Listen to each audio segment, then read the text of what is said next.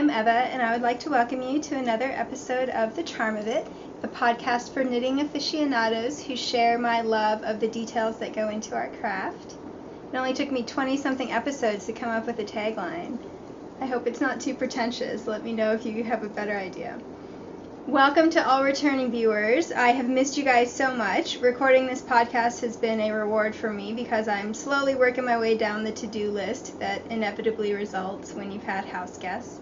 July just went by in a whirlwind for me, but I'm so thrilled to be back. And if you're a new viewer, thanks so much for stopping by. I hope that you enjoy what you see. And to everyone, you can always get in touch with me on Instagram or Ravelry. I am The Charm of It on both.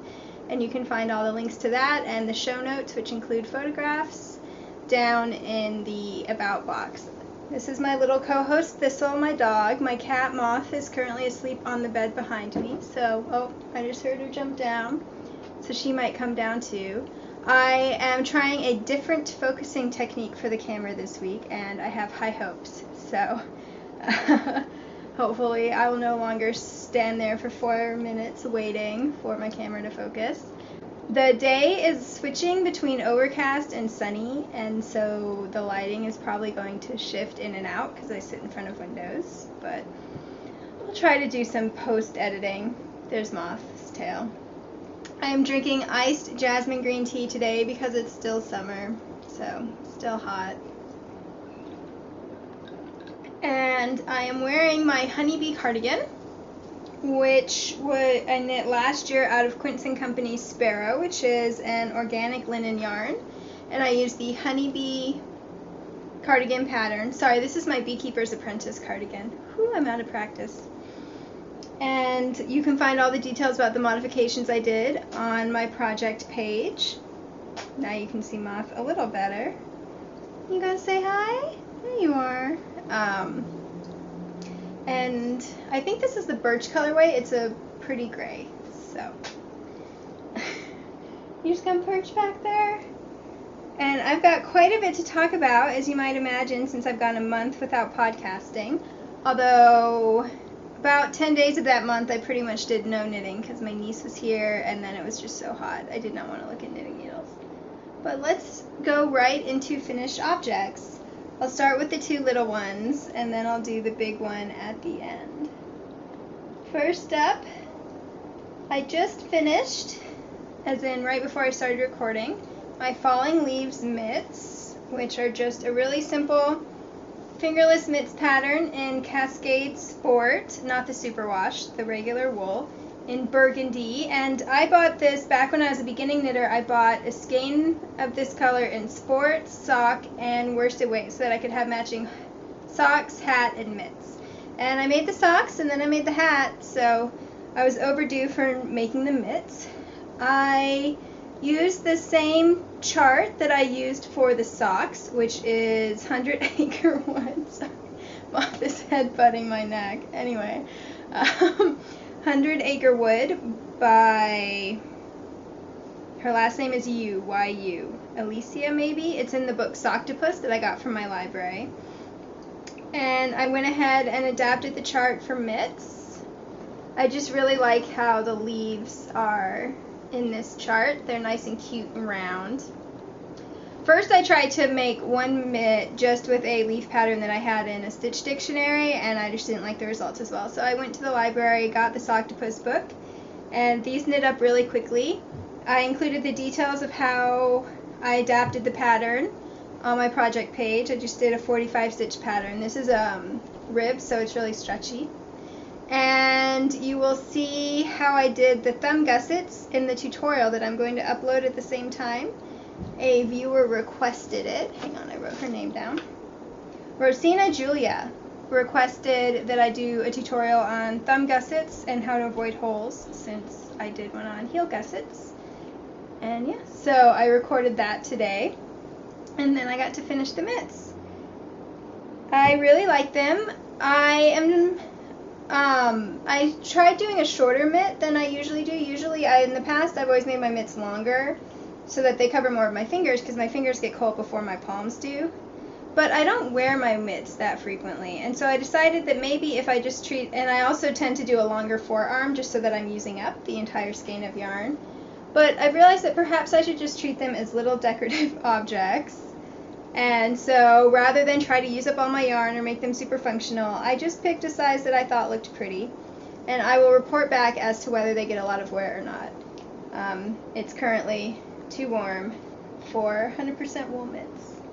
But they are done, and hopefully they will make fall come faster.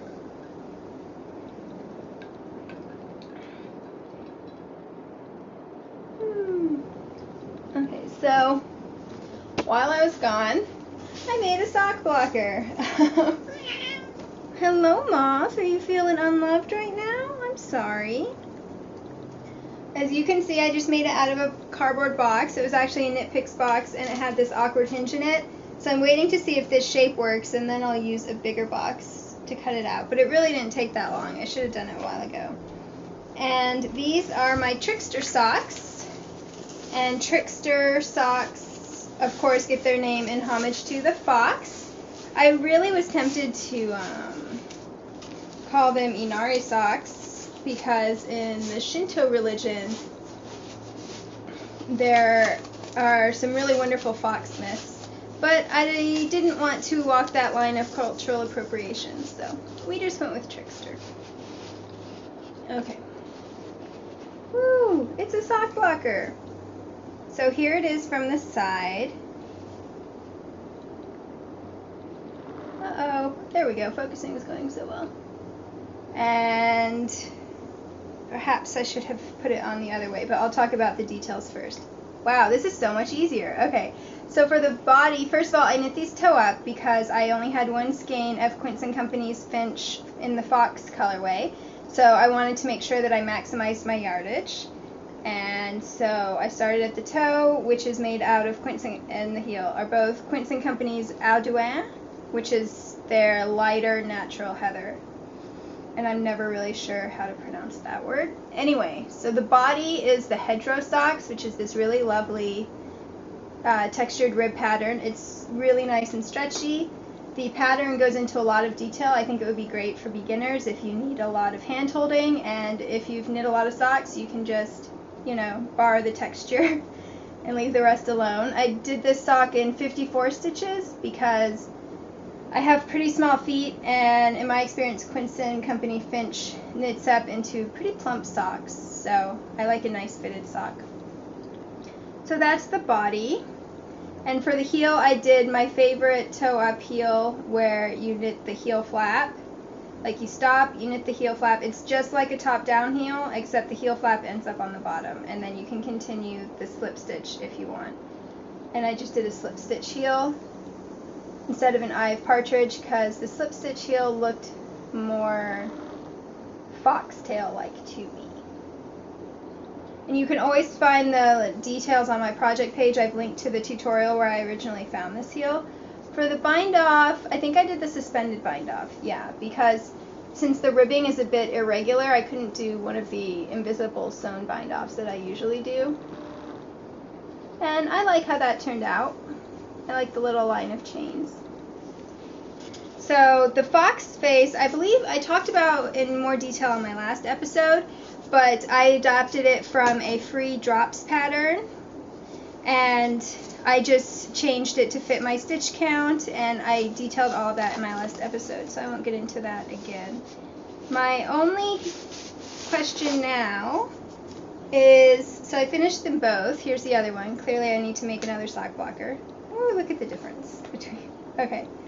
But I have not embroidered a face on the second one. And the reason why I haven't decided whether to do that yet or not is because when there's no face embroidered on it, it kind of looks like a foxtail to me. So if I leave it like this,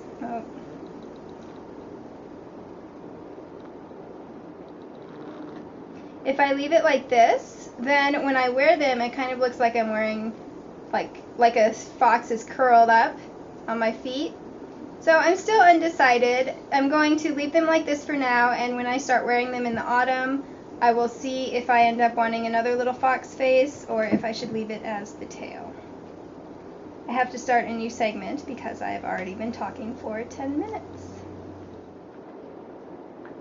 I'm going to stop speed talking now. I don't know why I thought I needed to talk so quickly on the first segment. So I'm really pleased with how these turned out. They're really comfy and cozy to wear. I would definitely recommend the hedgerow pattern as well as cute little foxes. The only other thing I wanted to talk about was picking up stitches. So with the contrast heel, in the past, I have always picked up the gusset stitches in the same contrast heel color because when you finish doing a heel, your yarn is here and then your main color yarn is down here. But on the first sock of these, I wasn't paying attention and I broke the contrast yarn when I was still up here at the heel. And I don't really like to weave in ends, so I tried to just pick up the main color where it was and I knit around the body of the sock like this. And then I started picking up gusset stitches here and across the heel and picked up the other gusset down here, and it worked just as well. No holes, no nothing. There it is, super stretched out so that you can see, perhaps.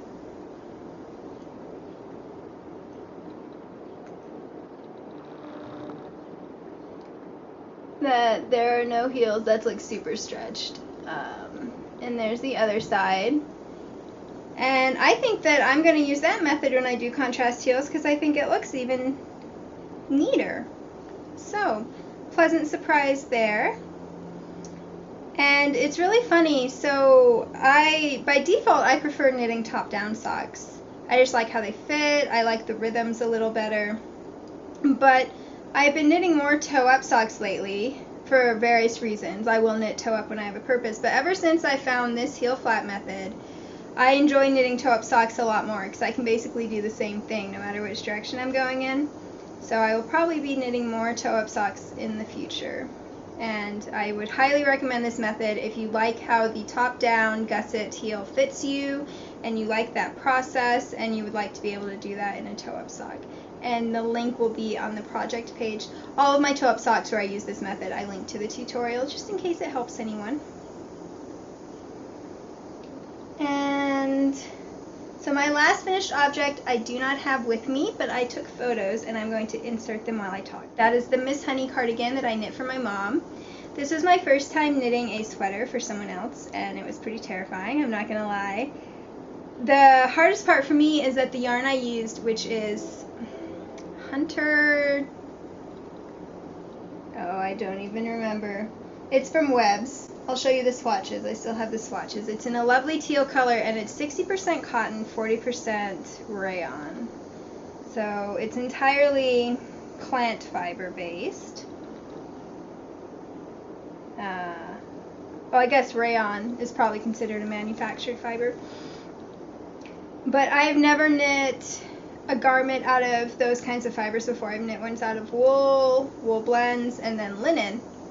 But cotton is known for growing, so for me the trickiest part was figuring out the ease that would work best for the sweater. And so I did a lot of research and I got my mom's body measurements, and then I just kind of at the end of the day had to pick some numbers and hope for the best. And luckily when she tried it on, it looked great, it fit the way that she wanted it to, and I am waiting for her to report back once she starts wearing it as to how it wears throughout the day. But I have lots of details to talk about on that one. You guys know how much I love my garment knitting. So this would be the time to, get another cup of tea or other beverage of your choice. First of all, I swatched on 2 different size needles and then I hung them both from a weight, like with a weight hanging on them overnight, because I wanted to see which one would hold up better to being worn. And the smaller gauge definitely stretched less and was a lot sturdier than a looser gauge, just in case that helps anyone. So that's the one that I ended up knitting it at. I probably could have gone down even another needle size, but there's always that line between wanting a nice drape and then wanting a sturdy fabric, and I tend to err on the side of drape. My mom is going to be student teaching in the autumn, and The schools down in Texas love their air conditioning. So even though it'll probably be 100 degrees outside, it's probably going to be much colder inside. So I wanted to knit this cardigan for her so that she could wear it while she was student teaching and keep her warm and remind her of how much I believe in her and how wonderful a teacher she's going to be. So I definitely took that into account when I designed the sweater. Oh, sorry, in case you didn't see the episode where I talked about it before, I ended up designing this sweater from scratch because I was going to go with a Miette cardigan, but it's a seamless design, and I just really wanted the structure of seams since it was a cotton rayon blend. I'll stop playing with my swatches now. And so I took that into account with the fit as well. My mother is quite a curvy hourglass shape, and she likes, I would say, classic tailored clothes, so she likes clothes that fit her well and show her shape, but obviously you don't want to get into the body conscious, bodycon, super negative ease, sweater girl type sweaters when you're in an elementary school classroom. And as you can see from the photos, it ended up working pretty well. What I ended up doing was quite a bit of negative ease in the hips. I believe there are 3 or 4 inches of negative ease in the hips, and then 2 inches of positive ease in the waist, and maybe 1 inch or 2 inches of negative ease in the bust. I'll double check those measurements on the project page, but it's something like that.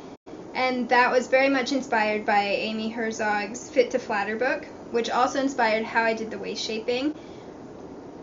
You can probably see this in the photos, but I did waist shaping both at the side seams and princess seam style when you put decreases basically at the 1/3 and 2/3 point of the front and back.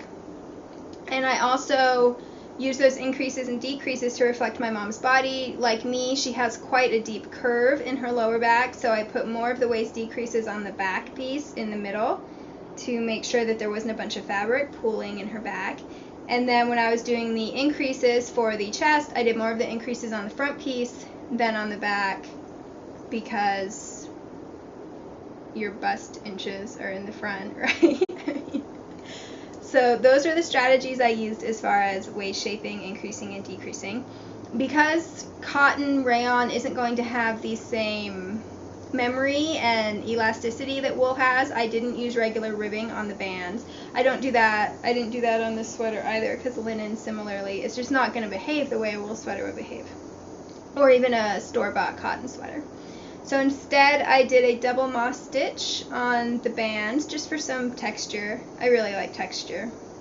And if I had it to do over again, I would probably go another couple needle sizes down for the hip band, or take out a few stitches so that there's even more negative ease around the hips, because it fits well right now, but I'm worried that if it stretches during the day, it's going to end up looking too big around my mom's hips. But we'll find out. I'm going to bring the spare yarn. It took a little more than 800 yards. I'll bring the spare yarn with me to Texas for Christmas and reknit those bands if I need to. That won't be a big deal. The seaming part, I'll have to take out the seams, but whatever. And then for the sleeves, I actually did positive ease around the wrist, which the Fit to Flatter book also recommends, but I'd forgotten that in doing my own sweaters. And I was a little skeptical, but I really like how it looks, so I'll be trying to remember to do that in my future sweaters. It just makes your upper arm look smaller by comparison, if that makes sense. And that's what Amy Herzog said, and she was completely right. So I think that's all the detail for the sleeves. I did do a set-in sleeve just because I think that provides a nice structure, and my mom has shoulders like mine, so sweaters hang well. We have fairly broad shoulders, and I didn't want, if I did a raglan and it started like sagging during the day, that didn't seem like a good idea. I actually got really lucky, and I just followed the sleeve cap directions from Ann Budd's Handy Book of Sweaters, and it worked perfectly the first time, the sleeve caps. I'll talk about the yoke in a minute. So that's when I design sweaters from scratch, what I usually do is I design the body and the sleeves myself because I know the measurements, and then when I get to the yoke, I turn to that book, the Handy Book of Sweater Patterns, and I use that as a guideline for the yoke because the math there is a little more complicated. Like on the body of the sweater, all you need to know is how many inches around you want it and how many stitches you knit per inch, and then multiply those two numbers together. It's not complicated. But once you start getting to the yoke, you've got some different ratios, and I'm starting to get a feel for how those work, but it's not instinctive yet, so I like having a cheat sheet. Speaking of yokes, oh my gosh. The yokes of the body is what gave me the most challenges with this sweater. Whenever I design a sweater myself, I expect to reknit at least one section, and it's usually the upper section, which is part of why I like to knit bottom up. And so for this, my mom wanted some lace patterning, but I also wanted to make sure that she could wear the cardigan just buttoned up as a jumper, as well as layered over something. So that meant I had to make sure that the lace didn't go far enough to show any bra straps. And also I didn't want it to start too low because, once again, elementary school classroom. So finding the right balance between the height, where to start the lace, how far in to do the lace, that was a little bit tricky. And I ended up deciding to just do an I-cord neckline instead of an actual neckband for two reasons. First, that way I could do a little more lace patterning. And second, when you're an elementary school teacher, you're bending over a lot. And you don't want gaping. And I-cords are just really good at making everything stay snug. And when my mom tried the sweater on, I did have her bend over, and it was snug. So that worked well. I went up a needle size, maybe. Yeah, I went up one needle size, and then most of the sweater I knit right-handed, and for the I-cord bind off I knit left-handed, and I knit more loosely when I have the yarn in my left hand. So basically I went up 2 needle sizes for the I-cord bind off to make sure that it wouldn't be too tight. Okay, so that was the design details of the yoke. The other major, and the back has the lace patterning too. The other major issue that I had that caused me to reknit several times is the armhole length.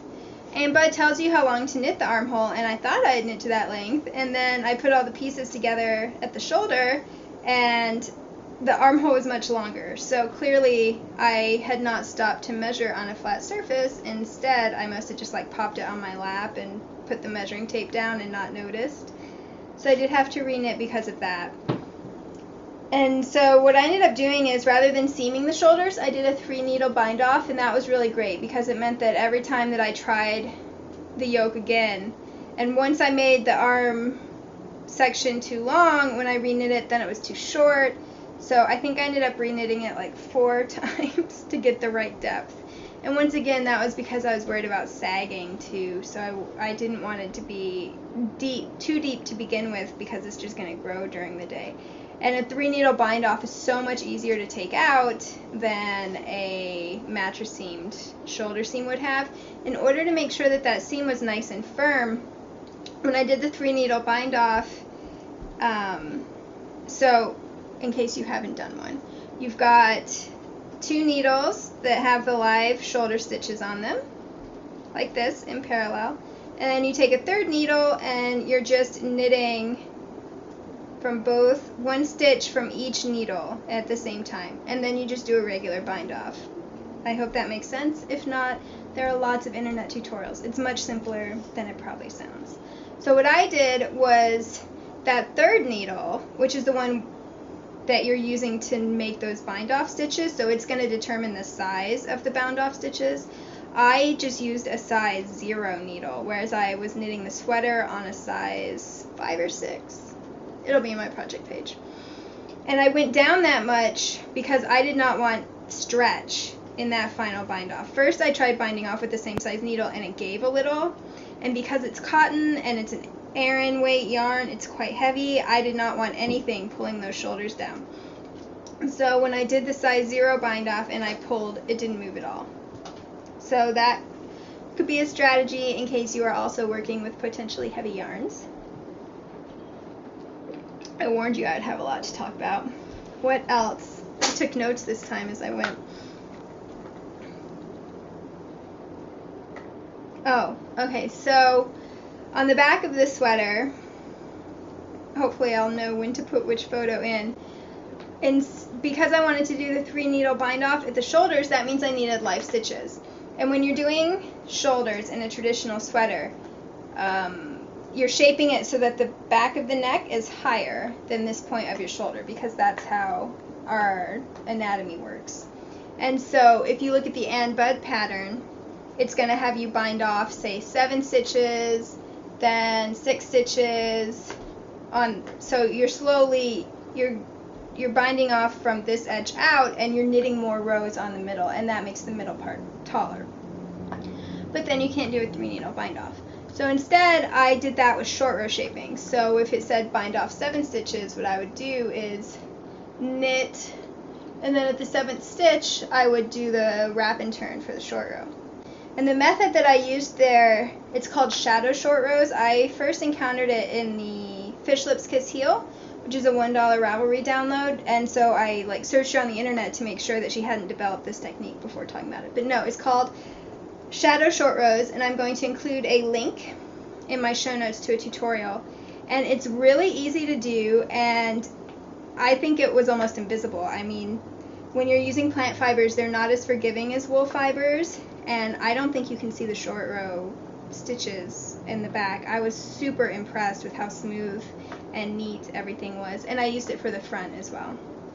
And so that's another little technique that I would recommend. I think that's about it. I did the usual thing that I do with the buttonholes and we'll get to that in a minute, where I got this tip from Pam Allen and Knit FM, the buttonhole episode. Instead of centering the buttonholes, you put them a third of the way closer to the body of the sweater, and that way when you button the cardigan up, it looks like it's centered. Because if you're knitting a cardigan with either 0 ease or a little bit of negative ease around the bust, you're making that fabric stretch more. And so you also sew the buttons on that same third line closer to the body of the cardigan. You might have noticed in the photos that there are no buttons. That is because I asked my mom if she wanted to search for buttons herself, and she was going to go to the store and pick some out, and I was going to sew them on when I saw her, because she came up to New York to visit her family, like her mom and aunt, my extended family, and drop my niece off to spend time with me. But she was just so busy that she didn't have time. So she brought the cardigan home, I did all the other finishing, and she's going to shop for buttons and sew them on herself. So I did 8 buttonholes. So hopefully she can find a reasonable amount of buttons. And I did the Pam Allen double yarn over buttonhole, except I only did 1 yarn over because this is pretty thick yarn and I didn't want like a gigantic buttonhole. I found that the thicker the yarn, the smaller you want the buttonhole because it'll stretch more. But I like that technique in general. And for the photos, I just used my coilless safety pins to pin it. So that's why the neckband doesn't quite match up and why it's a little bit wonky. It'll look normal when there are actually buttons on the sweater, and I'll try to get my mom to send a photo. She was so nice and agreed for all these photos to be on the internet. I asked first. I'm not posting them without her permission. And she was so sweet to model it when it was like 90 degrees outside, which is what, 34, 35 centigrade? Too hot to be wearing any kind of sweater. Time to start another segment. The bottom line is my mom really loved her cardigan, and that's what's most important. So I had a really good time knitting it, and it really didn't take that long because of the bigger gauge. If you're worried about a sweater, like if you've never knit a sweater before and you're worried about whether it will fit you or not, then if you can afford it, because usually the thicker the yarn you're using, the more expensive a sweater's quantity is going to be. Anyway, if you can afford it, just knit your sweater to a thicker gauge. It doesn't have to be worsted. Even like a sport at 5 stitches per inch or something, it takes a lot less time, and if you have to rip out and redo a section in order to fit it, then of course you're losing less time. So just in case that could get you to knit a sweater, which you should totally do because it's so fun to knit sweaters. I just thought I'd throw that out there. On to works in progress. I only have 2? Yeah. Oh wait, I think I have one more finished object.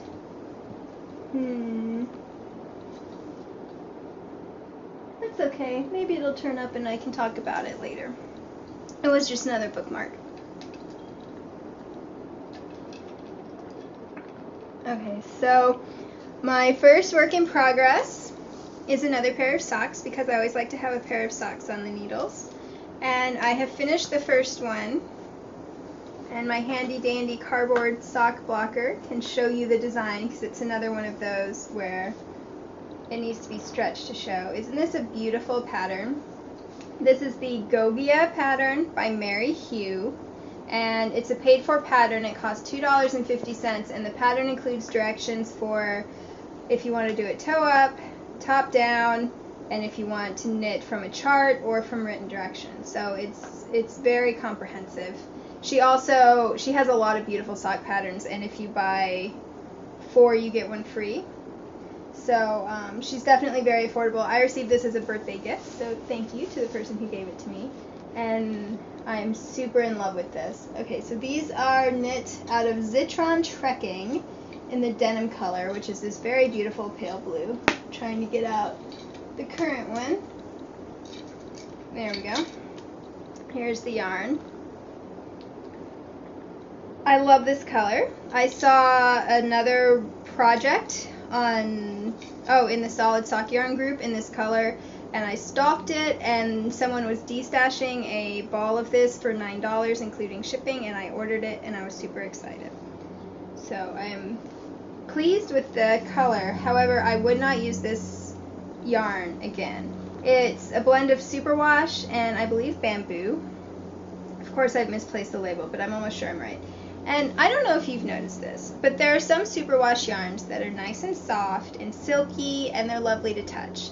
Then there are other superwash wool yarns that feel more like acrylic, and like the plasticky kind of acrylic. I don't know, it's hard to describe.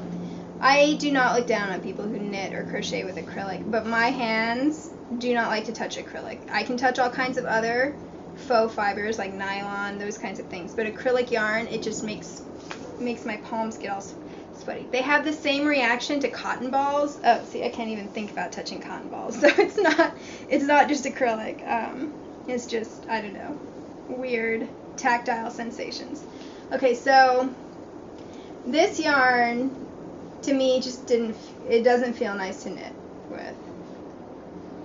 I'm very glad to have the finished socks. I'm sure my feet won't be bothered by them because I've knit with sock yarn like this before. Wildfoot by Brown Sheep also gave me that same feeling. And I wear the socks without any problems. My feet don't care. But yeah, so I love this color. I'm super excited that I'll have socks this color, but I would not knit with this yarn again. So this is actually the second pattern I tried with this yarn. First, I was going to knit the Bob and Weave socks, which are from Toe Up Socks for Everybody by Wendy Johnson. It's a book. I got it from the library. And they're these beautiful twisted stitch socks, and I love twisted stitches, and it's been way too long since I did twisted stitches. And I was so excited, I actually converted it to be top down, because that's what I prefer, unless there's a pressing reason to do something else. And I knit about that much of the leg. And I didn't even think about, it was a 66 stitch sock, and I've never had a sock not fit me. If anything, I've never had a sock too small to fit me. I've had socks that are a little slouchy and baggy. So I finally went to try it on, and it did not go over my arch at all. And I should have thought of this, because when I knit my twisted stitch cardigan, my gauge in plain stockinette was 6 stitches per inch. My gauge in those twisted stitch panels was 9 stitches per inch. That's a big difference. So I wasn't that phased. I ripped back and I tried knitting it again 2 needle sizes up. Let me see if I have that to show you. My knitting basket is getting too full. Nope, I can't find it. Okay. So I tried knitting it on size 2 needles instead of size 0 needles. And it fit this time, like it went on, but I didn't like how it looked anymore. This is a pretty fine sock yarn, and the beautiful stitch definition I was getting on the size 0s, it just looked messy on the size 2s. So I decided to save that pattern for a plumper sock yarn like Quince & Company Finch, and to do a different pattern with these. And so then I was looking through my library, and I really liked how this one had detail. Whenever I'm using lighter colored sock yarns, I like to do detail, since that shows up in a way that with dark colors it doesn't always. So originally I wanted to knit these top down because that's my default preferred style. However, when I was looking at the projects, most of the projects are knit toe up, and the one that was knit toe down, or top down, sorry, of course the lace is in the other direction, and I liked the lace going this way. So I decided to go ahead and do them toe up. I completely ignored the pattern directions for the toe, and I did my own thing. I know it looks a little gappy, I don't know, not gappy, what's the word, lumpy, on the cardboard, but I have very round, very broad toes, and it fits really well when I'm wearing it. Apparently the cardboard does not compensate, so I did a little bit of quirky increasing at the beginning, and you can see that in my project page. I did my preferred cast on, which is the Turkish cast on. Viewers recommended it to me when I was complaining about Judy's magic cast on and its fiddliness, and I love the Turkish cast on. So that. And then I also ignored the pattern when it came to the heel. I did the same heel that I talked about in the fox socks, but this time in the same colorway and in the Eye of Partridge, because I just love the Eye of Partridge effects. You can kind of see it there. There it is. I just love that. It's all nubbly and pretty. And then I did the invisible 1x1 rib sewn bind off at the top, which looks a whole lot like the tubular bind off, but is way less work. You don't have to Kitchener. I enjoy grafting, I enjoy Kitchenering, but it definitely goes much faster. This method, it's a sewn bind off. Oh, hi camera. I'll just look at the sock again. It is a sewn bind off, and you are doing the same movements that you do when you're grafting, but you don't have to. When you do a tubular bind off, you have to like put them on separate needles the same way you would do the toe of a sock. And with this method, you don't have to rearrange any stitches, and it works really well. So I also did twisted stitch ribbing, which I'm sure is what she recommends in the pattern, because all of these are twisted stitch ribs. This is one of those patterns where it looks really complicated and fancy, but it really is not that much effort at all. There are a whole bunch of rest rows where you're just doing very basic things, and then even the action rows, you're not doing complicated things at all. This is one of those really cool stitch patterns that, in my opinion, gives you a lot of payoff for not a lot of effort. So I'm almost done with the second one. I have 8 more rows of the body and then 11 row cuff and the bind off, and I will be done. And I have to admit, I will be excited to cast these off, just because I finished those mitts this morning or afternoon, but before then the last thing I'd finished were those fox socks, which was like July 4th. So everything's been on my needles for a while, and it's nice to change the knitting basket every once in a while, especially since I've been knitting a lot of blue things lately, and as you will see soon, I'm going to continue to be knitting a lot of blue things.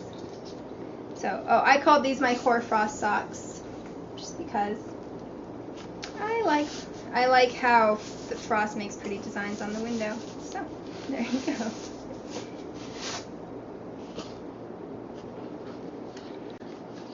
I forgot, I usually do a tip in between finished objects and works in progress so that you guys get a break from all of the details, knitting details. I'll go ahead and do that now. Sorry. Something is irritating my nose. I actually have both a question to answer and a technique. As I said earlier, the tutorial video that I did was for Rosina Julia, and it shows a thumb gusset. I've decided to upload the tutorial videos in a separate file instead of embedding them in my regular podcast episode, because first, maybe you don't want to watch a tutorial in the middle of the episode, and second, in case you want to refer to it while you're knitting, it seems like it would be much easier to refer to by just making it a separate file. Let me know if that format seems better, and if not, I'll go back to the old format. It's pretty much the same amount of work for me. I just thought it might make your life easier. So the question is from Mimi MC on the Ravelry group thread. If you have any knitting questions, that's the best place to ask them because I always check that thread before recording an episode. And she has a question about if you're blocking a work in progress because you want to see what's going to happen or what have you. And so that yarn has already bloomed if it's going to bloom and, been blocked. And then you realize that you have to rip it out and reknit it. Is this going to cause gauge inconsistency because that yarn has already been washed and the other yarn that you're using in your project has not been washed? In my experience, no. There are two caveats to that. First, it might look a little funky when you're knitting it. I can usually see the line between yarn that I've blocked and then frogged and reknit with and the new yarn when I'm knitting it, but as soon as I block that finished object, it all looks the same. And I think that's because yarn really transforms in that first blocking. So, and I don't know about shawls or things that do really hard blocking, so I haven't done a lot of that, but like when you're blocking something like a sweater to see if it's going to grow, so you're not doing a really hard block, it doesn't affect the final object. And it's because the original yarn has already bloomed, right? And then that new yarn blooms to the same degree. It's not as if it blooms more with each wash. So it all matches when you do your finished object block. The caveat to that, so that was the explanation, I guess, not the caveat. The caveat would have been it might look different while you're working on it in progress. The major caveat for me is once you've blocked your work in progress, when you go to rip or frog that yarn, the yarn is probably going to be very curly because it's been set in those stitches. And you don't have to. I mean, it's your knitting. I always, even though it drives me nuts because then I have to wait for it to dry again, if I'm ripping out a big amount, like a couple rows, whatever, but if I'm ripping out a significant amount, I skein that yarn and I tie it and I soak it in water and wool wash so that those curls come out and the yarn is straight again, and then I let it dry and then I knit with it. And that's because if you knit with the curly yarn, that can change your gauge because the yarn seems shorter because you know how curls shorten a length, right? Like curly hair, it's a lot longer if you straighten it. So when you're knitting, you're taking a little more yarn in each stitch because of that curly yarn. And then when you block it, that yarn is going to relax straight again, and those stitches could be bigger. That would be very sad. So that's my answer to that. It's terrible to have to be patient. What I do sometimes now, especially if it's a wool yarn, so I can just felt the ends together and it's not going to involve a lot of weaving in yarns, is I cut the yarn that I've frogged so that it can go off drying, and I attach new yarn so that I can keep knitting while it's drying, and then once the frogged yarn is dry, I end up using it wherever, like, if I start a sleeve or something. So that's one way to get around it, because I really hate waiting for it to dry. If it's like 4 days and I can't knit, that's incredibly annoying. So that's one way for me to make sure that my impatience does not win out. I hope that helps. If you have any further questions, then I will happily just answer them in the thread. And as always, that's just my experience.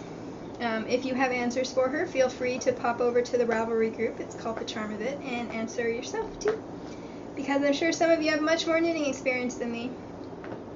Okay, so with that, we will get to my other work in progress. I'm really sorry, I don't know what's bothering my nose. So this is my Miss Lemon jumper,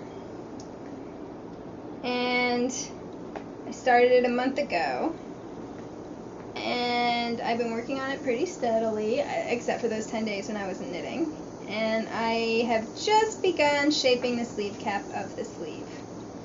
And that is because I'm knitting this out of lace weight yarn.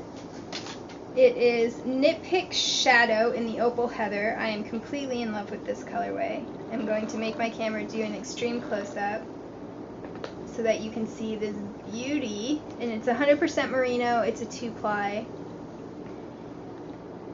And I am knitting this at a gauge. This pattern, this textured pattern is basically 11 stitches per inch, and the ribbed cuff, I don't even know. Well, I do know. I just don't have the numbers offhand. I wrote them down somewhere, but it's on size 000s, and this is like 80 something stitches right there. Small. And for regular viewers, I just found my other finished object. Okay.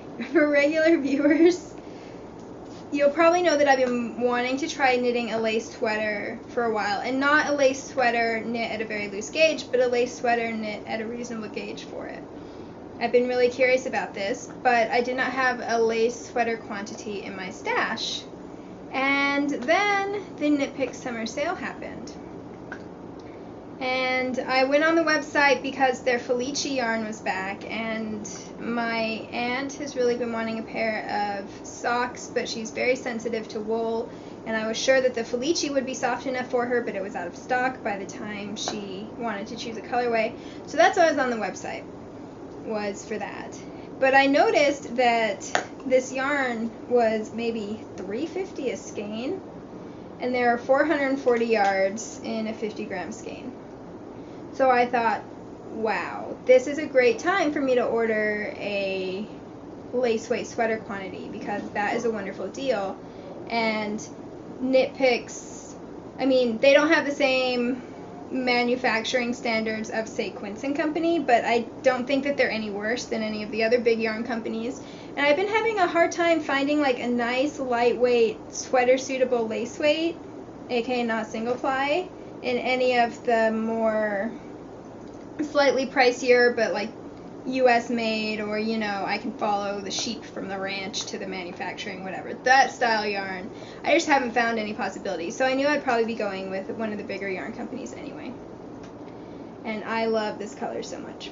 So I had no idea how much to order, and so I got what seemed a ridiculous amount, which was 6 skeins, which is what, 2,640 yards, I believe. You can double check my arithmetic there. And I was kind of laughing at myself, but I'm like, well, you know, if it only takes half that quantity, I got 6 skeins, then I can make a scarf or over-dye the yarn and make another sweater. But now I think I'm going to need all 6 skeins just to make this sweater, because, you know, knitting at 11 stitches per inch takes quite a bit of yarn. And I'm going to go into lots of details about this when I start a new segment, because this is a self-designed pattern, but I am trying out the custom fit sweater pattern option so that I do not have to do all of the math myself.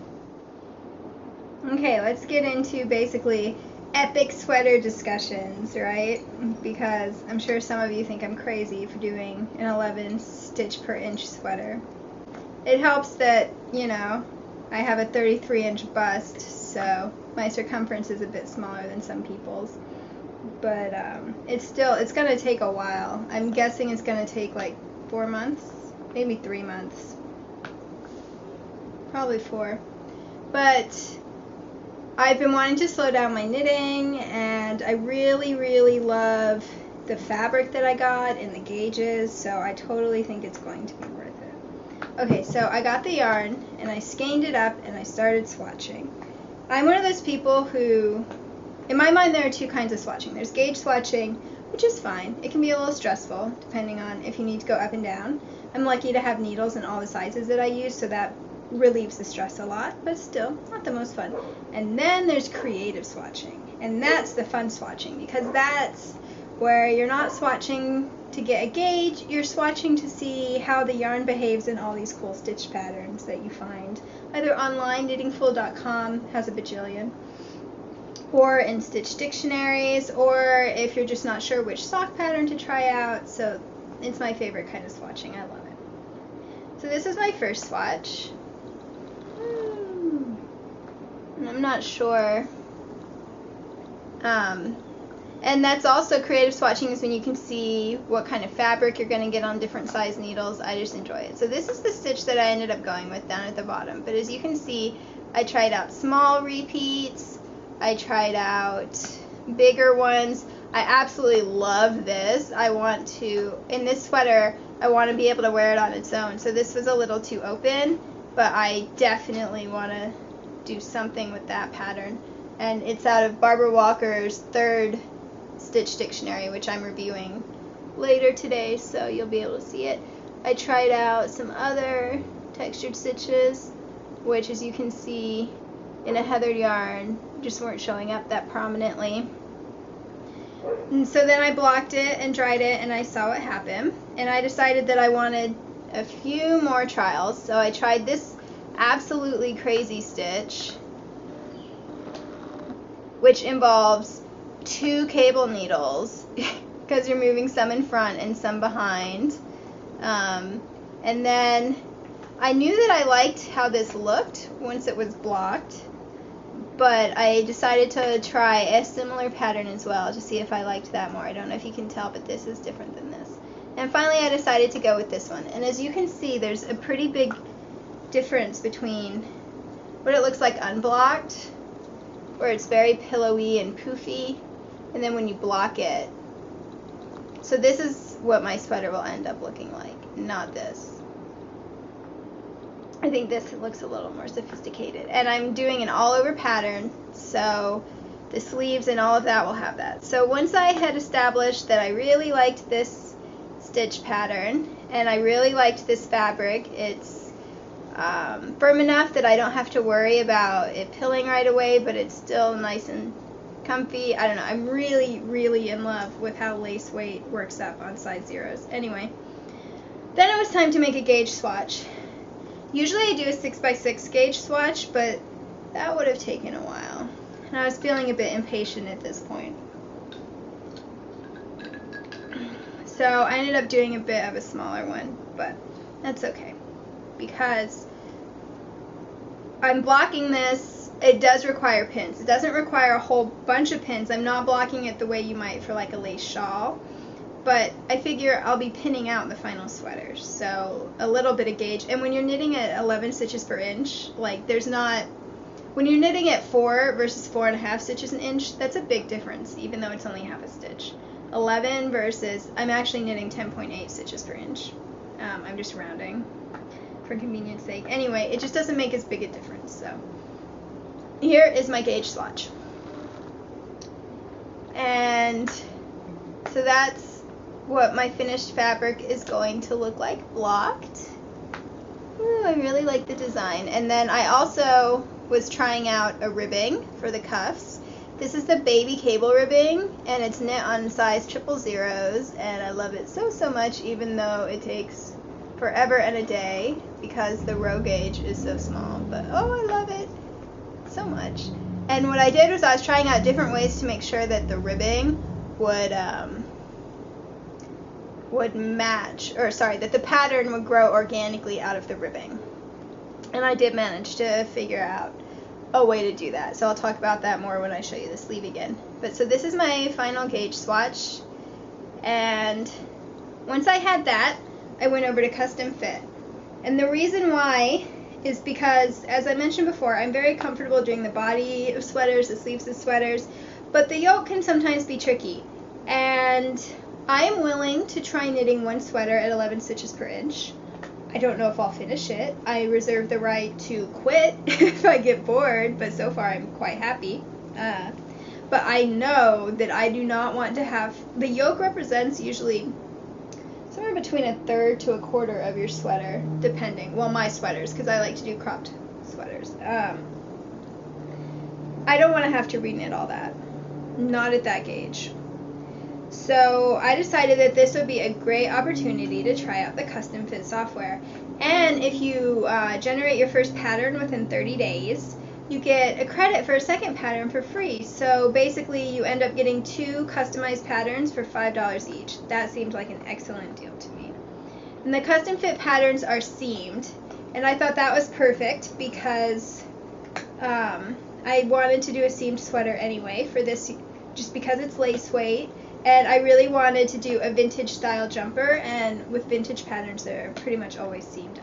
This is my Miss Lemon jumper because it's inspired by 30s fashion, and I love all the little tops Miss Lemon wears on the Poirot TV adaptations. Miss Lemon. And so I flipped through my Vintage Knitting Workshop book, which is an excellent resource, and I got a few ideas, and I fell down the rabbit hole of Googling vintage knitting patterns, and oh my gosh, is that a fun rabbit hole to fall down. I would highly recommend doing that if you're in need of, if you're in need of spending a few hours enriching your visual and fashion knowledge. And a lot of those patterns are available for free, although the sizing is usually somewhere between 32 and 36 inches, so depending on your body type, you might have to do some modifications. And so I knew what I wanted. I want it to be cropped with a deep waistband that's very fitted, and then I want it to be blousey on top, so not skin tight all the way up like the 50s, but I wanted it to have some nice drape like the 30s do, and then with very form-fitting waist and cuffs, and then I want a necktie, because I'm that kind of person. I feel perfectly comfortable wearing little pussy bow blouses. I think they're fun. So I went over to Custom Fit, and I have a sweater that fits similarly to how I wanted this shape to be. So I measured that sweater quite a bit to get ideas, because when you do a custom fit sweater, if you want to generate your own, you get to just do so many different specific numbers. So it can be a bit overwhelming. I had my mom measure my body over Christmas for the depth, or the length ones, because that's not going to change. And then I just remeasured the circumference ones to make sure I hadn't changed too much there. But then there's all these other numbers like neckline depth and I don't know, just a bunch of numbers. And so I measured that sweater that I like the fit of, and it's a more vintage looking fit, to be the basis for my sweater. And with Custom Fit, you can choose a few shaping options for your sweater. And they have hourglass shape, which includes waist shaping, and then they have a straight shape. And funnily enough, I ended up going with a straight shape, and that's because I know that I want all of my waist shaping to be in that ribbed band, and after that I want it to be blousey, so I'm pretty much going to be doing the same amount of stitches from the top of the waistband until I get to the armhole. And so because of the way the Custom Fit pattern works, it just made more sense to pick a straight pattern and just do my own thing with the ribbing. Got so excited I forgot to look at my time. Because the gauge is so much smaller on this cuff, because it's a super stretchy rib. I love this rib. It's like my new favorite. I think I was calling it maybe it's the baby cable rib from Barbara Walker. I don't know. It's the stretchiest 2x2 rib, but so pretty and really easy to do. Anyway, because it draws in so much, this is actually the same amount of stitches as this is. It just draws in a lot. So I don't even have to do any separate math in order to figure out how many to cast on for my waist ribbing. I'm just going to do the same number of stitches and let knitted fabric work its magic that way. So I went to Custom Fit. Hope I'm not too scattered.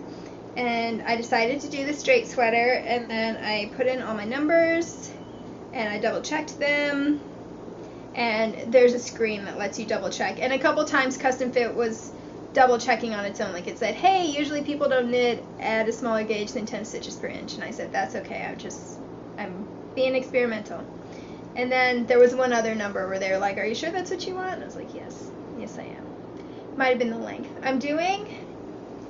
So because I want it to be blousey, I'm actually going to knit a longer sweater than my length between my underarm and my waist, so that there's that bit of I guess you would call it ease, but it's like vertical ease instead of horizontal ease. I'm sure you know what I'm talking about, because I don't want it to be a 50s sweater girl sweater. I admire those. They certainly have their place. It's just not what I wanted with this lovely wavy stitch pattern. And then you can measure your swatch and do the input, and it'll even tell you the estimated yardage used. And my estimated yardage is 2,400 yards, which is why I was laughing, because it turns out I bought just the right amount, and I might not actually be able to do my necktie, depending. So if I can't do my necktie, I'll just do like a Peter Pan collar or something vintagey. I love how in the 30s and 40s, grown women had all kinds of really cool collars, like scallops and frills and layers, and they weren't considered childish, they were just fashionable. I wish that we had that same attitude towards collars nowadays, but oh well. So the pattern was finally generated. Back to my story. This has a lot of digressions. And I have been knitting from it on the sleeve, and I really love it. It's done in a way that's very straightforward and easy to read. And they also include not only they include both length measurements and row counts. And that's been really useful for me because, of course, this is 2 different gauges, right? Like blocked and unblocked, especially row gauge. And so if I just knew that I was supposed to be knitting to a certain length, I would have to go ahead and do that math on my own and just multiply out my gauge swatch. But the pattern does it for me. So all I had to do was keep count. And the nice thing about doing an all over textured pattern is it helps keep count for you. So every one of these little circles, perhaps you will see them, there we go, represents 16 rows. So that makes it really, really easy to count. So it has been super relaxing to just follow this pattern, and what I'm really excited about is it gives the final dimensions that it should be for blocking, and that is going to be key for me. So money well spent, even if I wasn't getting another pattern for free. So even if it was $10 instead of $5, it would still be money really well spent. So now that I'm finally getting to this sleeve cap shaping, the only downside of doing an all over texture is you have to be able to increase in pattern. And this pattern is pretty straightforward, so I didn't have that many problems. But if you've never done it before, you might want to practice on your gauge swatch just to make sure that it's looking good. And, oh, I forgot, sorry, one other thing. The other point of creative swatching, fun swatching, is to make sure that you enjoy doing the stitch pattern, because especially for a sweater at this gauge, you're going to be knitting it for a long time. That's a whole lot of stitches. And if it's like a stitch that you're not enjoying, like the other problem with this texture was it involved twisted stitches, and usually I love twisted stitches, but twisted stitches and lace weight yarn on size 0 needles, not nearly so much fun. And I knew that I would not be able to finish the sweater because I would just get really cranky and end up putting it down. So that's the other nice thing about doing practice or fun swatches like this, is that you get to know whether you enjoy doing a stitch or not. So I find this stitch very, very enjoyable. It changes just enough that my interest is engaged, but it's also very rhythmic. I had it memorized by the end of this swatch, and it's really easy to tell whether you've done something right or wrong. It's a really good stitch. It's the Wave and Shield pattern from Barbara Walker's Stitch Dictionary, and I have linked to an online explanation of it in my project page in case you would like to try it out for yourself. Highly recommended. Okay, so the custom fit pattern. Been super happy. And then last night, since I was starting to do the sleeve cap shaping, and you have no idea how exciting it is to finally get to the armhole when you've been knitting, each of those circles represents 16 rows. And now I've only got like 54 rows left. And I'm done with the first sleeve. That's what, a sixth of my sweater? Still, it's exciting. So I was reading ahead, and I looked at the instructions for the body. And I noticed that in the measurement section, it said that the neckline depth was exclusive of trim. And when you're picking the neckline depth on the website, it doesn't say exclusive of trim, it just says neckline depth. So I assumed that it was the depth of the finished neckline, right? Because that's the neckline you want. So I measured my sweater, and I said I wanted 3 3/4 inches. And then I wanted a 2-inch rib band. So I assumed that that's what the pattern was going to be for. And then I saw that today, and so maybe 4 hours ago I emailed Custom Fit, and Amy herself has already replied to me. And she said that my second interpretation was correct. So I'd misinterpreted it when I generated my pattern. And that neck depth is exclusive of trim. So instead of doing 3 3/4 of an inch, I should have input 5 3/4 of an inch, so that then when I do that 2-inch neckline, it'll end up being 3 3/4 of an inch. Does that make sense? I know that some people's brains shut down when you do fractions. So let's just say if you want it to be a 4 inches in your final sweater, and you have a 2-inch band, then you need to bind off that neckline at 6 inches so that you can do your 2-inch band and still have those 4 inches of breathing space. I don't really like super high necklines. I don't have a very long neck. It likes to breathe. Anyway, so she already got back to me, and she said that she would look into rephrasing it on the website. I might have been the first person to generate it and misunderstand the directions. I don't know. And she said that she's happy to give me a credit to regenerate the pattern, or I said in my email, should I just bind off 2 inches early? And she said that that would work too, and I can just do whatever is simplest to me. And it was a very sweet email and super fast. So, and for some reason I was expecting, like, not a minion, but yeah, staff of Custom Fit to reply, not Amy herself. So I'm super impressed with the customer service. I'll probably regenerate, just because I don't know if that's going to affect the back neckline. I don't think it would, but still, I'll probably regenerate, just because I want this to be relaxing, so that way I don't have to do the math myself. But so that would be the one thing to look out for when you're doing your own custom fit sweater, unless she changes the wording. And yeah, clearly she is completely behind her thing. And as regular viewers of my podcast know, I have found her books incredibly useful. I think that if you can't afford $10 a sweater pattern, which I certainly wouldn't do that for every sweater, some people can, more power to you. Or her Craftsy classes, or going to one of her workshops, which are all pricier. Just her books, they're packed with information, and not only are they packed with information, but the information is presented in a very usable format.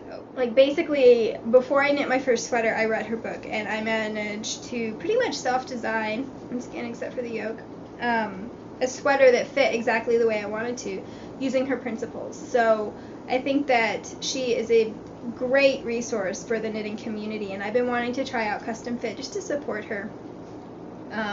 Since I got her books from the library. I didn't buy them. I should probably buy them to support her too. Anyway, and I know that a lot of knitters are very intimidated by the idea of figuring out their own sweater design. Like, maybe you have a great idea for a sweater design, but you're not really sure about figuring out all those little details yourself. So Custom Fit is out there, $10, and make sure that you get your measurements done correctly. You'll need someone else to help measure some of the things.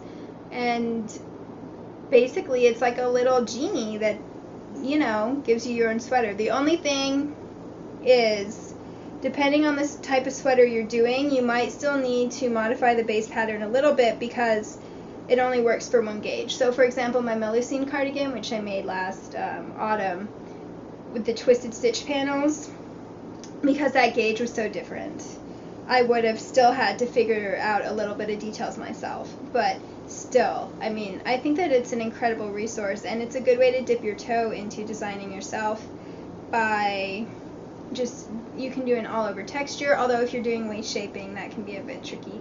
Or just a beautiful stockinette sweater. You know, you don't have to, I like complicated clothing. I gravitate towards embroidered clothing when I'm at the thrift store. It's just my style home, but not everyone is like me.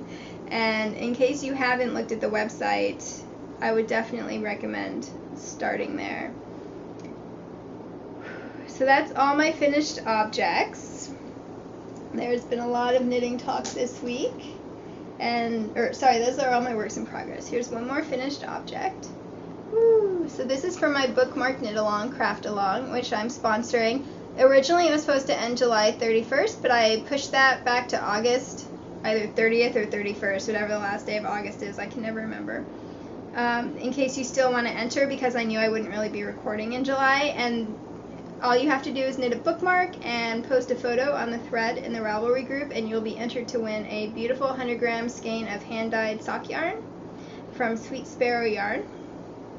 So I encourage you to do that. You don't have to do a Fair Isle bookmark, it can be any kind. But yeah, this one, I wanted to see if I could knit trees, and it was really fun. So I picked the foreground colors, which are the browns and greens, pretty quickly.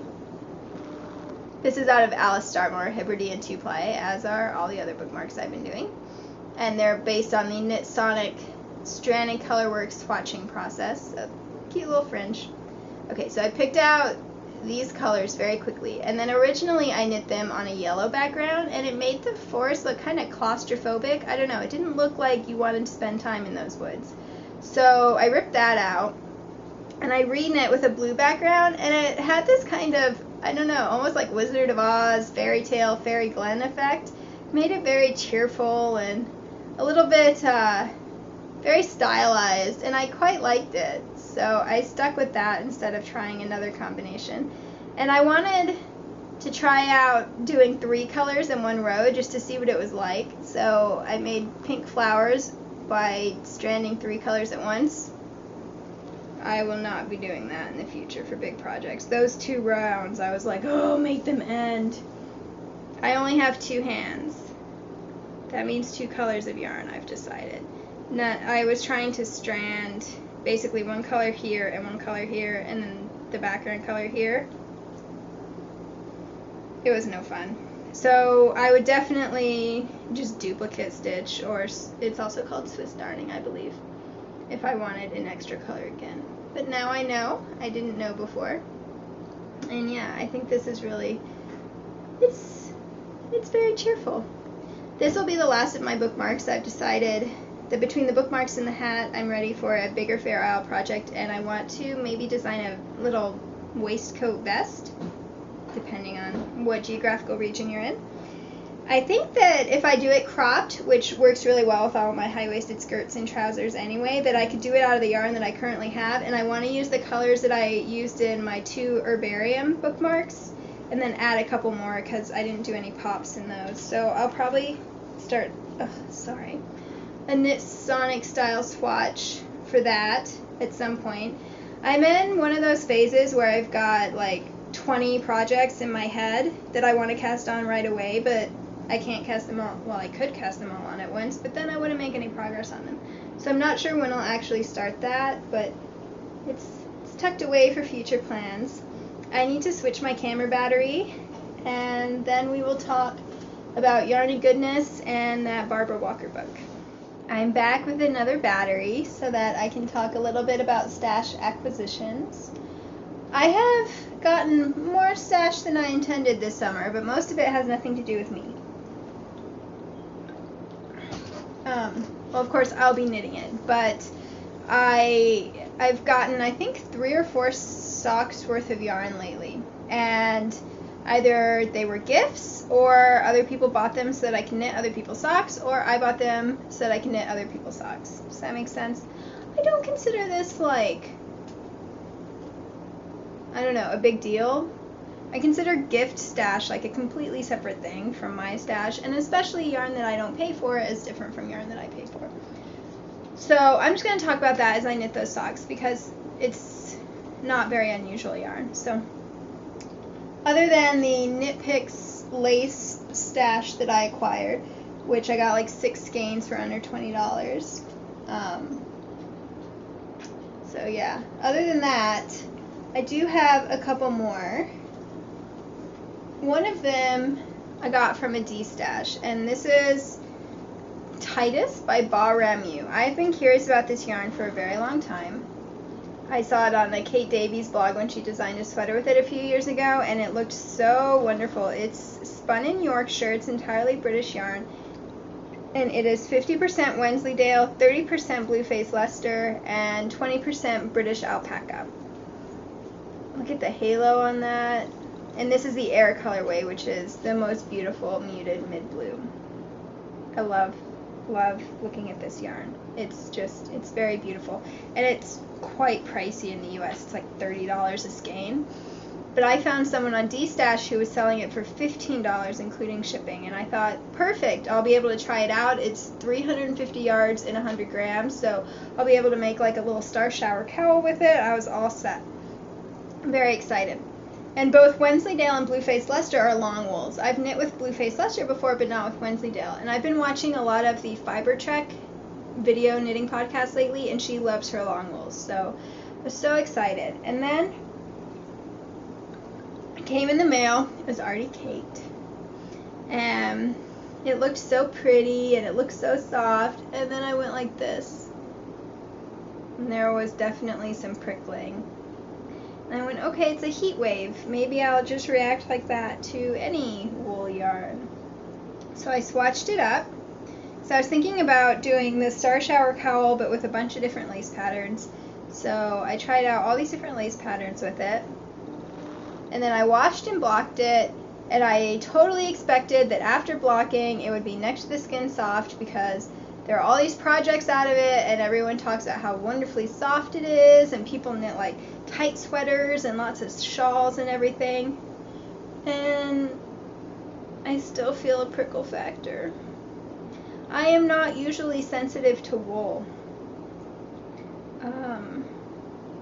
I can wear all kinds of 100% wool next to my skin, and I don't know, I just haven't usually had a problem. I have a 100% Blueface Leicester sweater that I wear, and it's like the cuddliest thing ever. I have no problems with alpaca next to my skin, so I've decided that my skin must not like Wensleydale. Which I felt better. I looked it up in the Knitter's Book of Wool, which my library has the e-copy of, which is perfect. I can run over and check it out and look at it in my browser and then return it. And she gives it a rating of outerwear. So that makes me feel a bit better that I'm not the only one affected by it. But man, I'm jealous of all those knitters who make the most beautiful projects out of this yarn, because it's lovely, lovely yarn, and they can wear it next to their skin, because as soon as I go like this, I just start to feel prickles. Yeah, see, right there, I know that there's no way I could wear neckwear out of this, much less a sweater. And I actually had a sweaters quantity on my Christmas list last year, so I'm glad I got to debut it first. This is not me saying you shouldn't buy this yarn. This is just me sharing my personal experience about this. I've always had a lot of sympathy for people who are sensitive to wool because it rules out so many yarns, but this is the first time that it's ruled out yarn for me that looked so soft. So if I can't wear it next to my skin, that rules out sweaters, mitts. I might be able to do mittens, you know, if I did a different cuff, any kind of neckwear. So I'm down to basically hats and socks. And I have just knit a pair of blue socks, and I'm not sure how many of these beautiful blue socks I need, and this is such lovely yarn. But I also have a blue hat that I knit, which is also very close to this color. So I was a bit torn. I was like, what am I going to do? Just duplicate? But I mean, honestly, I have more hats than one person needs already, so I can't get away with 2 medium blue berets. So then it occurred to me that I could make leg warmers. I don't have enough yarn to do knee highs because it's 350 yards, but that's enough to do leg warmers. And for me, I tend to wear leg warmers over tights, so the next to the skin issue is not a big deal. And also my calves, when I put this even next to my bare calves, they're not feeling prickle. Happy face, not the sad face that my neck was. So I bet I could wear this even over bare skin as leg warmers. And I got very excited again because I like to dress a little bit quirky, and leg warmers are definitely quirky. I have quite a few pairs of ankle boots. I think that leg warmers and ankle boots look adorable together.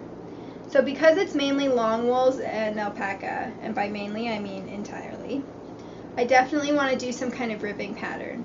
So I've been thinking about what ribbing pattern, and I might end up doing my own little design. I kind of want something to be moving across the way that they do in a lot of the Cookie A sock patterns. So that's my plan for this skein of yarn. And tragically, I will not be making a sweater out of this, even though I love Kate Davies' catkin design. And I love this color blue, and I want a catkin in this color, but I wouldn't be able to wear it. Sorry, my nose, man. Okay. So that's the story of that. So thank goodness for, D-Stash. And then the other yarn just arrived in the mail 2 days ago. And I want to talk a little bit before I get to the yarn, but I have to start a new segment. As regulars viewer know, I don't really do sponsored yarn, sponsored giveaways, that type of thing. And it's for two reasons. First of all, I'm fairly picky about yarn. And I'm especially interested in the origins of yarn, that type of thing. And so I like to be thoughtful about it from that perspective.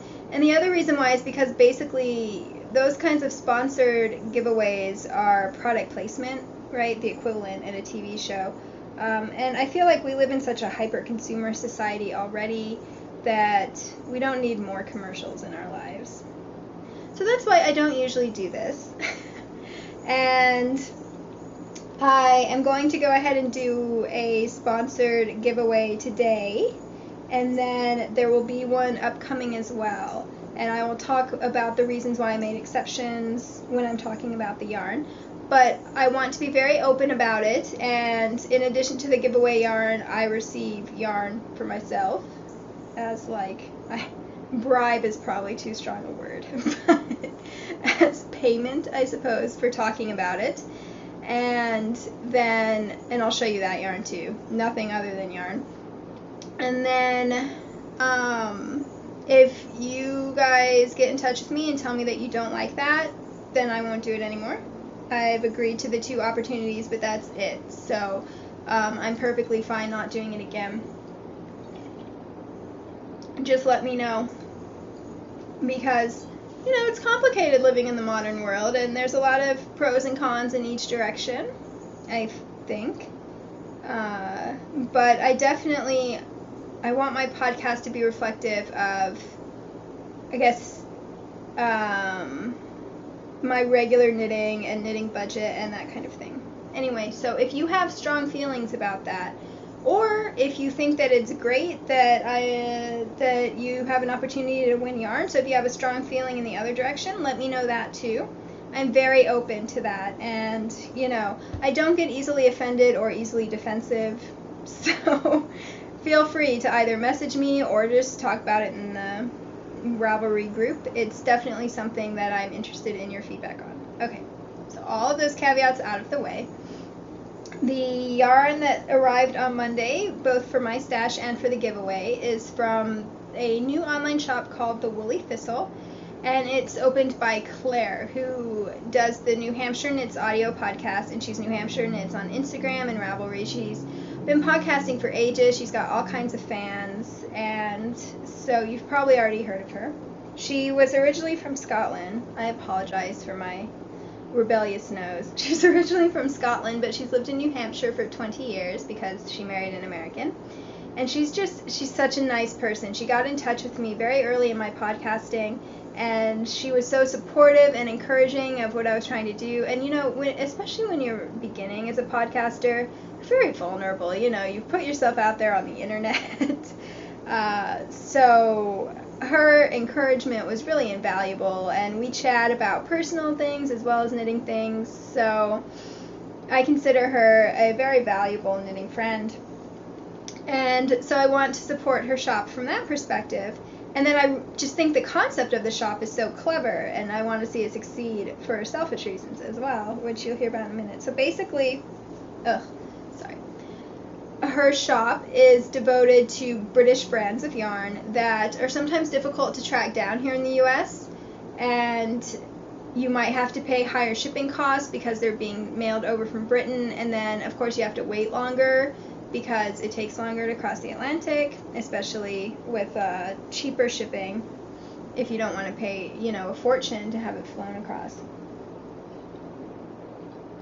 So basically she's making it easier for US shoppers to access the cool British yarn that we might have heard about on British podcasts or read about on British blogs, and I think that that is a very great idea for a shop because it fills a kind of hole in the market and also more fun yarn.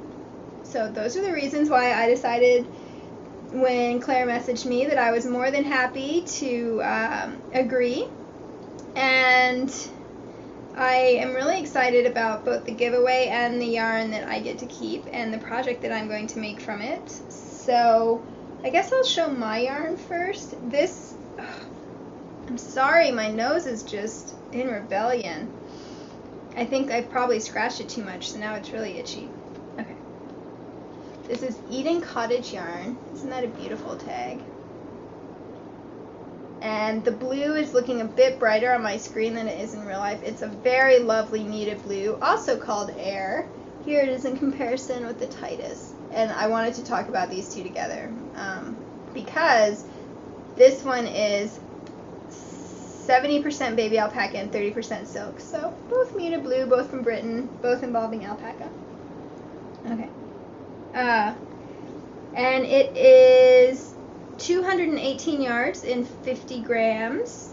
Because it's alpaca and silk, it's going to have a beautiful amount of drape, and I think it's around $10 a ball.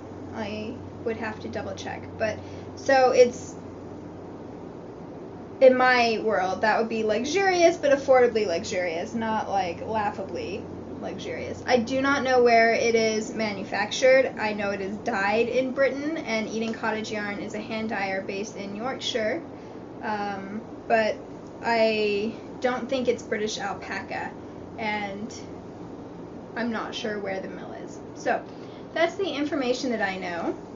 And when this arrived, I pulled it out of the package. Oh my gosh, you guys, this is so soft. It is kitten soft. It is some of the softest yarn that I've ever felt. I was completely amazed by it. You know, if alpaca bothers you, then this won't be soft, but otherwise, it's so smooth and silky. And I think the kitten metaphor is really good, because you know how when you pick up a kitten, they're kind of slinky and moving and that kind of thing? Well, this yarn is going to be like that. I was so impressed with it, and I love the muted blue. Obviously, it's pretty much the exact color of my hoarfrost socks that are too far away for me to reach, but very similar color. And yeah, it reminds me, if you've ever felt the Harriet 100% baby alpaca yarn from Juniper Moon Farm, it's like that, only softer and silkier. This is magical yarn. Anyway, I swear I'm not just saying that because, you know, I was sent the yarn for free. I would totally tell you guys if it was less than soft, but I did not expect the yarn to be as beautiful as it is. Okay, so yesterday I had some incredibly annoying phone calls of, you know, grown-up stuff that you have to deal with, but leaves you in a bad mood. So swatching this was my treat to myself, and I thought it would also be interesting to compare because two of these are the same stitch. Hang on. Okay.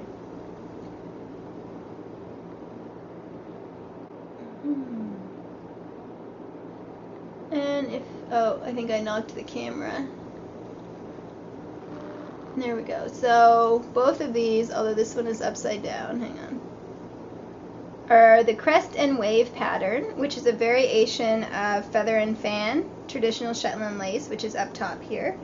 And I swatched both of these because I want to do a mashup between the Star Shower cowl, I love the shape of that, and the Christmas cowl, which is a free Ravelry pattern that does basically stripes of stockinette and stripes of this beautiful Crest and Wave pattern. And I wasn't sure if this one would look better or this one, and I definitely think this one looks better.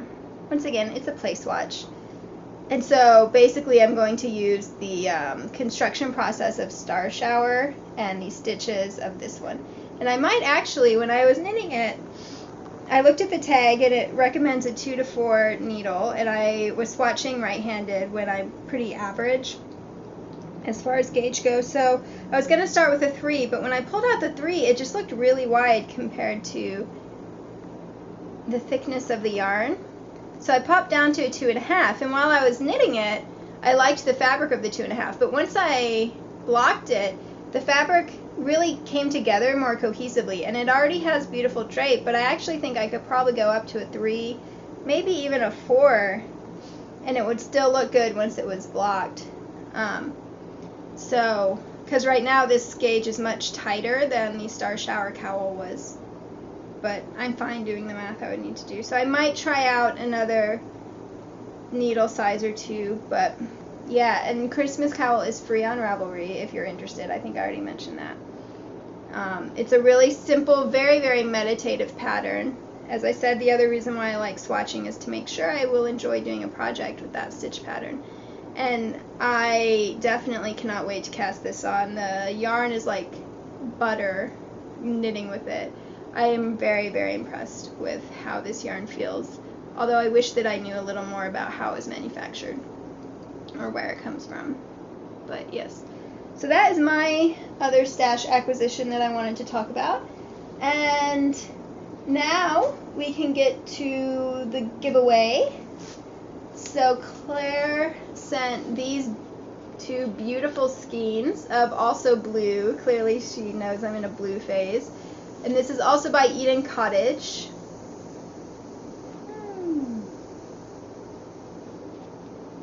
Maybe.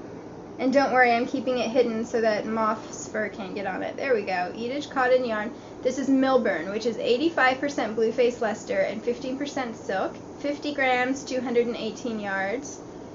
And it's recommended on anything from a US 1.5 to 6, which is 2.5 to 4 millimeter needles. So you would get 2 skeins, and I think you can make pretty much anything you wanted out of this, from socks to shawls to I don't know, what other accessories do people make? And it's called Night Sky, and it's a very, very beautiful blue. If you are into Doctor Who, I think that this is a pretty good TARDIS blue. And it is superwash, so I know some people need machine washable wool, either because they're too sensitive to regular wool or because their lifestyle just requires it. So, in order to be entered in the giveaway, all you need to do is go to my Ravelry group, The Charm of It. You don't need to become a member. I'm perfectly fine with you guest posting. And leave a comment on the thread that I will start. Hey Moth, you want the yarn too? See, I'm keeping it away from her. Anyway, and there will be 2 questions. The first question is just for me, and I would love to hear your favorite blue thing. It can be a painting, it can be like a blues song, just a favorite association with the color blue or the word blue, just because I've been knitting so much blue things lately and it's been a favorite color of mine my whole life. So I thought that would be a fun giveaway topic. And then the other one, which is for both me and Claire. Me because I'm always interested in yarn brands, and Claire in case she needs some more ideas for what yarn brands to carry next. Let me know what British yarn you're most interested in trying, or your favorite British breed of yarn. Obviously, if you're British, this might be a little easier, but so those are the 2 questions you need to answer. You do not need to be a group member. And I will, just 1 post per person, and I will do a random number generator draw at the end of the month for that. So you have, I'll draw on September 1st. That way I don't have to guess how many days August has. And yeah, that'll be a fun giveaway. I think this is really lovely yarn as well. It's soft. It's not kitten soft like the alpaca yarn is, but it's definitely next to the neck soft. If you're super sensitive to yarn, you would probably need to wear it in a hat or something, but as long as you're like me, then this is definitely next to the skin soft. And I really like, it looks like it's nice and tightly plied, so it's going to wear well. And of course that color is just so rich. It reminds me a lot of those mosaics you see in like the Ottoman Empire and that kind of thing. So that is the giveaway. And once again, to support Claire's shop. It is called The Woolly Thistle. I will include a link to it in case you want to check it out. And she carries several British brands at the moment, including West Yorkshire Spinners, and they're the ones that make the patterned sock yarn that's inspired by various birds that's super popular amongst a lot of podcasts, so you probably have seen it somewhere. I really like the wood pigeon colorway, which are like mauves and whites and blues, and if I ever finish knitting all of the socks in my queue, I will probably be getting some of that to try. Okay, commercial over. And all I have left is to talk about a book. Oops. This was sent to me by a super sweet viewer who owned a copy and said that she didn't use hers anymore, and would I like it?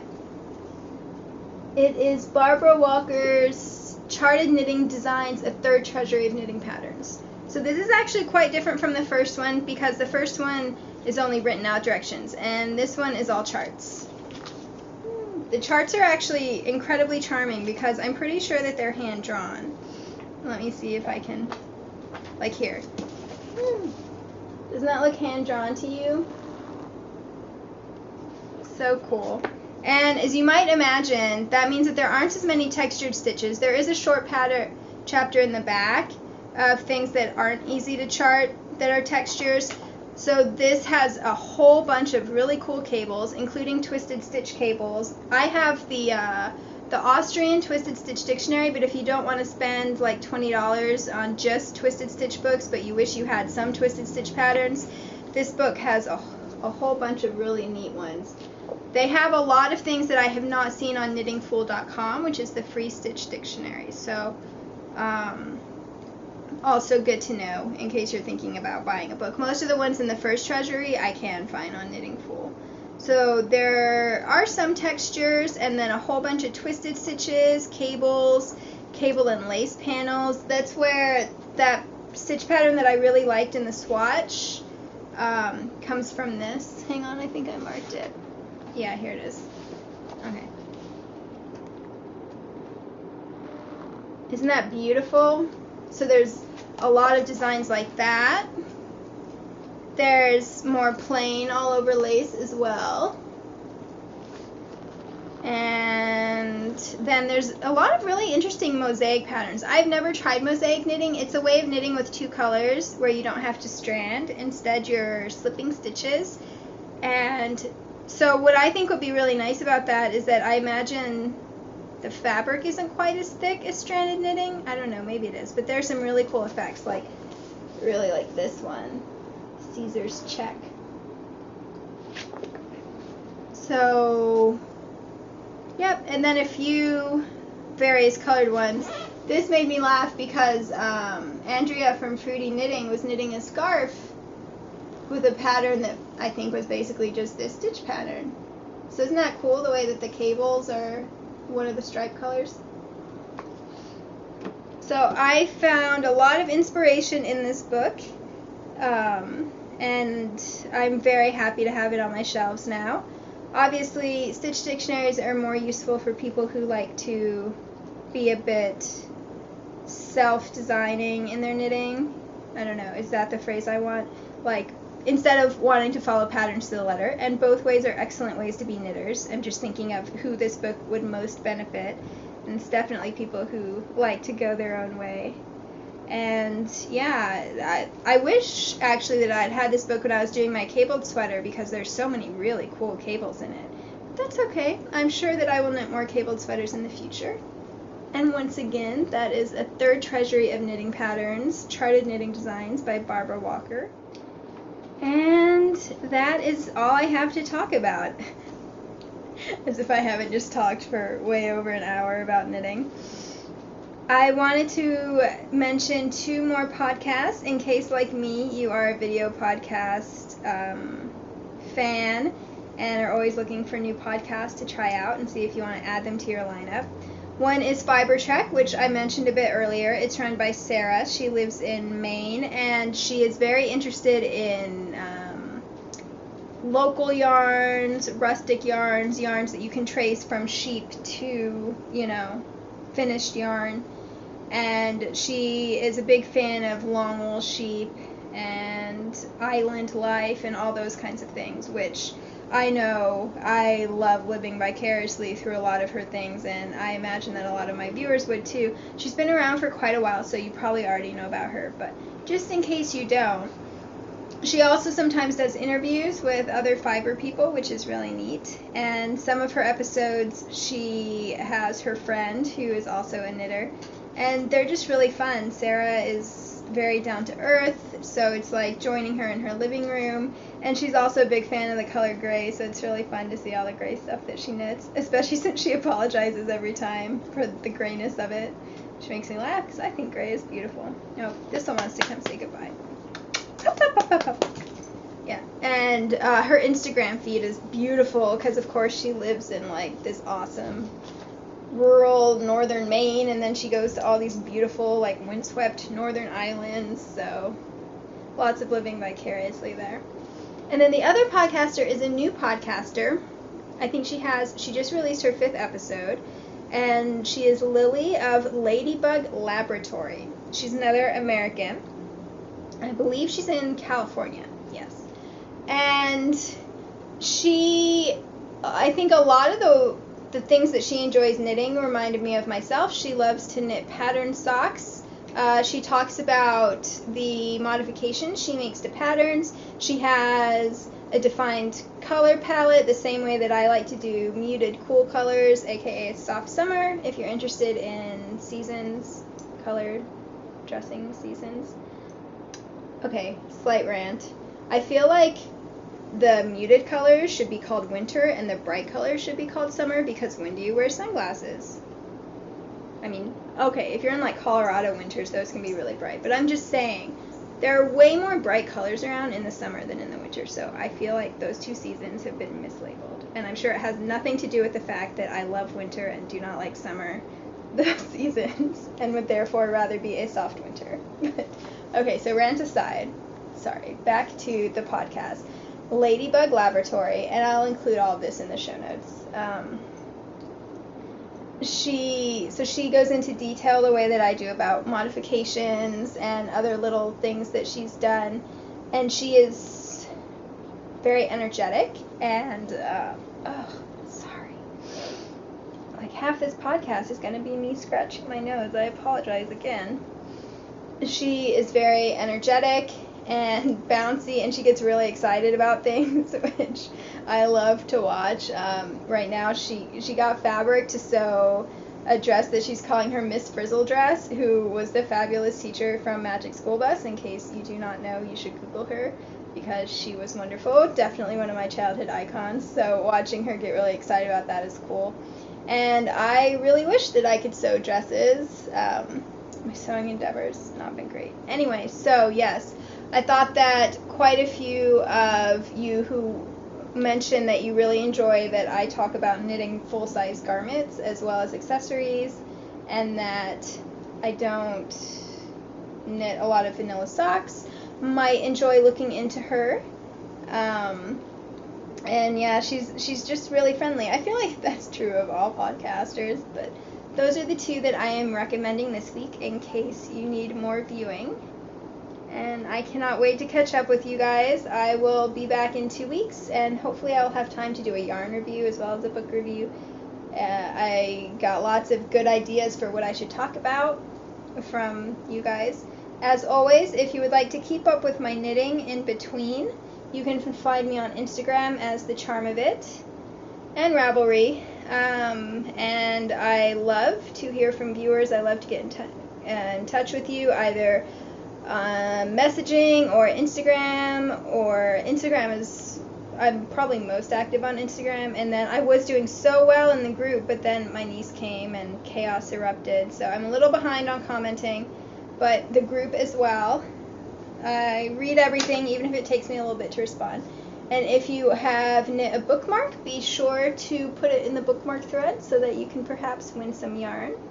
And if you would like to be entered for the beautiful BFL, then that's for the group too. And in all instances, you don't need to be a member. Clearly, if you know about it, you're watching the podcast, and I that seems the more relevant information. Thank you to everyone who has gotten in touch over the last month, especially everyone who congratulated me over my cardigan being on the front page of Ravelry, which was crazy.